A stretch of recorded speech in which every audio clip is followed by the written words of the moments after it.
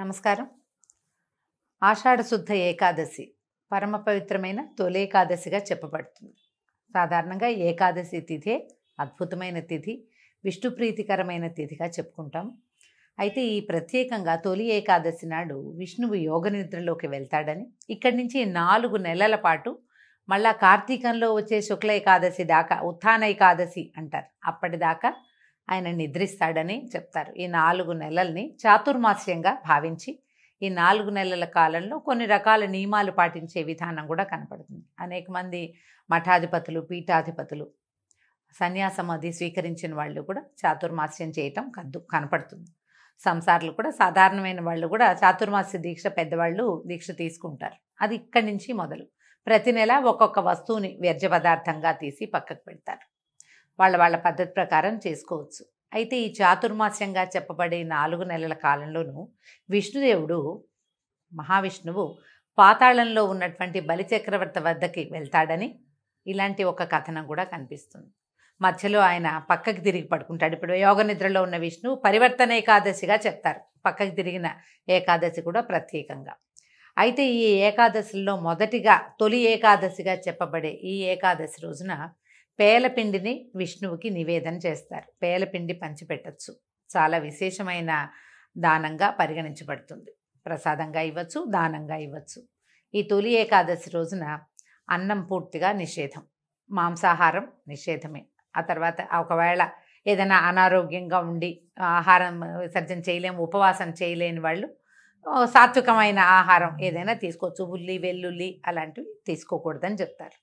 అయితే ఏకాదశి సాధారణంగా మనం అందరూ ప్రతి ఏకాదశికి ఉండేటట్టుగానే ఈ తొలి ఏకాదశి నాడు కూడా ఆ రోజంతా ఉపవాసం ఉండటం, పగలు నిద్రించకూడదు, రోజంతా విష్ణునామస్మరణలో ఉండాలి, ఎక్కువగా నామపారాయణ చేసుకుంటే మంచిది. మళ్ళీ మర్నాడు ఉదయము ద్వాదశి సమయం దాటకుండానే పారణ చేయటం, ఎవరికైనా బ్రాహ్మణ భోజనం ఇవ్వటం, బ్రాహ్మణులకి భోజనం పెట్టడం, లేదా మోయిని ఇవ్వటం, పొత్తర్లు ఇస్తామంటారు, అలాంటిది ఏదైనా ఇవ్వచ్చు.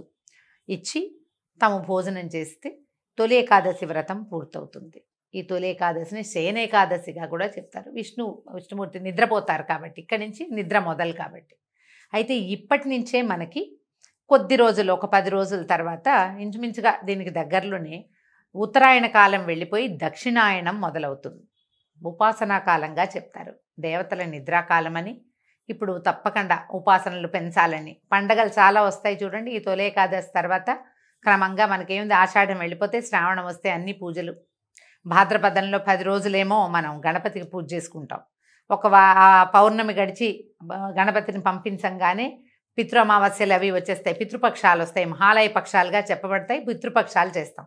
పితృపక్షాలు భాద్రపదం వెళ్ళంగానే ఆశ్వీజ మాసం వస్తుంది. 10-12 రోజులు అమ్మవారిని సేవిస్తాం. 10 రోజులు అమ్మవారి సేవ అవుతుందా, మళ్ళీ ఒక 15 రోజులు గడిచేసరికి లక్ష్మీదేవిని పూజ చేసుకుంటాం. దీపావళి వెళ్ళిన తెల్లవారి నుంచి మొదలు కార్తీక మాసం మహత్తరమైన ఉపాసనా మాసం. అది కార్తీక స్నానాలు అవి చేస్తాం. కార్తీకం అవి మార్గశిరం రాగానే ఒక వారం గడిచేసరికల్లా ధనుర్మాసం ప్రారంభం అవుతుంది. మళ్ళీ విష్ణు పూజ మొదలు పెట్టుకుంటాము. ధనుర్మాసం పూర్తయి ధనుసయ్యి మార్గశిరం అయిన తర్వాత పుష్యమాసం పడేసరికల్లా మళ్ళీ మనకి ఉత్తరాయణ పుణ్యకాలం మళ్ళీ మొదలవుతుంది. ఈ దక్షిణాయనం అంతా కూడా దేవతల నిద్రాకాలంగా ఉండి, ఈ సమయంలో మనం ఉపాసనలు, స్నానాలు, పూజలు, హోమాలు, తీర్థయాత్రలు అలాంటివన్నీ చేయటం వల్ల ఏమవుతుంది, భూమికి బలం వస్తుంది, మనకి పుణ్యబలం పెరుగుతుంది, దేవతలు కూడా బలం పుంజుకుంటారట. తర్వాత వాళ్ళు మనకి వరాలు ఇచ్చే కాలం ఉత్తరాయణం తర్వాత దేవతలు అత్యంత ప్రసన్నులుగా ఉంటారని ఇలా చెప్పబడి ఈ కాలం అంతా కూడా మనకి ఉపాసనా సంబంధమైన పండుగలే కనపడతాయి. దానికి ఆరంభమే తొలి ఏకాదశి. ఆషాఢ మాసంలో ఇంకా వేరే పండగలేం లేవు. ఆషాఢ మాసం శూన్యమాసం, ఖాళీ. కొత్తగా పెళ్ళైన ఆడపిల్లలు పుట్టింటికి వచ్చేస్తారు, అల్లుడు గడప దాటకూడదు, ఇలాంటి నియమాలు కూడా మన ప్రాంతంలో కనపడతాయి. అయితే ఆషాఢంలో ప్రత్యేకంగా ఆడవాళ్ళు గోరింటాకు పెట్టుకోవాలని, మునగాకు తప్పకుండా, అవిసె కూర, మునగాకు అవి తినాలని చెప్తారు. ఇవన్నీ కూడా సీజనల్గా చెప్పబడినవేనండి. ఆషాఢం తర్వాత ఏముంది, శ్రావణ భాద్రపదాలు వస్తాయి. శ్రావణ భాద్రపదాలు అంటే వర్ష ఋతువు, వర్షాలు వస్తాయి కదా. ఈ వానలు వచ్చే ముందు కాలం అంతా కూడా మనం మన గోళ్ళు, వేళ్ళు, చర్మం, పొట్ట అంటే గట్టుని అన్నిటినీ రెడీగా చేసుకోవడం కోసమే ఈ గోరింటాకులు పెట్టుకోవటము అలాంటివన్నీ. తర్వాత మునగాకు తినటము, మొరింగా అని ఇప్పుడు చాలా ఫేమస్ అయింది మునగాకు. ఈ మునగాకు కనుక తింటే ఏంటంటే గట్ ఫ్రెండ్లీ, అది మనకి శరీరాన్ని శుద్ధి చేస్తుంది. ఆదివారాలైనా కనీసం తినాలంటారు. తెలంగాణ ప్రాంతం అంతా ఆషాఢ మాసం అంతా కూడా అమ్మవారి సేవాకాలం నడుస్తుంది. విశేషంగా గ్రామదేవతల్ని అర్చిస్తారు, ఆమెకు బోనాలు సమర్పిస్తారు. ఆదివారం నాడు అసలు హైదరాబాద్లో అటు ఇటు నడవలేం మనం, రోడ్డు మీద చాలా రష్గా ఉంటుంది. అన్ని చోట్ల బోన సమర్పణే కనపడుతుంది. అన్ని దేవాలయాలు బిజీగానే ఉంటాయి. ఒక్కొక్క ప్రాంతంలో ఒక్కొక్క రకంగా చేస్తారు. ఈ ప్రాంతపు ఆచారం ఇట్లా కనపడుతుంది. ఆంధ్ర ప్రాంతంలో ఇంకొక రకంగా అమ్మవారికి ఆషాఢ ఆదివారాల్లో అమ్మవారికి పెరుగన్నం ఇవ్వటం, గంగానమ్మకు పెట్టడము, అది కొన్ని ప్రాంతాల్లో కనపడుతుంది. ఈ ప్రాంతీయ ఆచారాల్ని మనం ఎలాగూ పాటిస్తాం. ప్రాంతాలకి అతీతంగా ఈ తొలేకాదశి పండగని అందరము చేసుకుంటాం. ఈ రోజున తెల్లవారే స్నానం చేసి, తలంటు పోసుకోకూడదండి, నూనె రాసుకుని స్నానం కాదు. తల కొంచెం కుంకుడుకాయతోటో లేదా కాస్త షాంపూతోటో తల రుద్దుకోవటం, తల కడగటమే. తెల్లవారే స్నానం చేయటం, పూజా పునస్కారం చేసుకోవటం, భగవంతుడికి పళ్ళు పాలు నివేదన చేసి, దాంతోపాటు పేల పిండిని కూడా నివేదన చేసి, పేలాల పిండినే ఈ రోజున మనం ఆహారంగా తీసుకోవచ్చు. దాన్ని అందరికీ ప్రసాదంగా పంచిపెట్టచ్చు.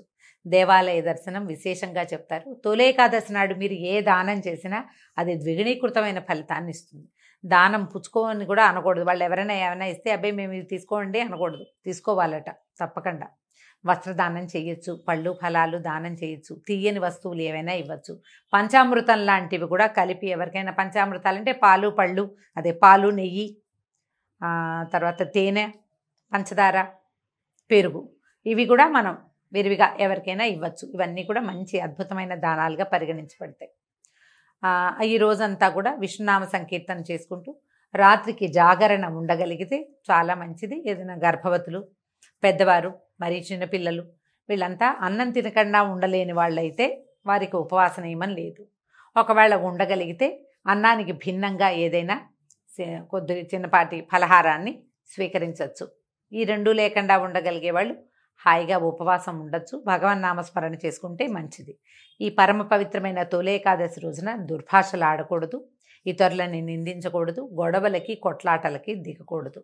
ఇది ప్రధానమైన నియమం. మీరు ప్రశాంతంగా ఉండి ప్రపంచాన్ని ప్రశాంతంగా ఉండనివ్వాలి.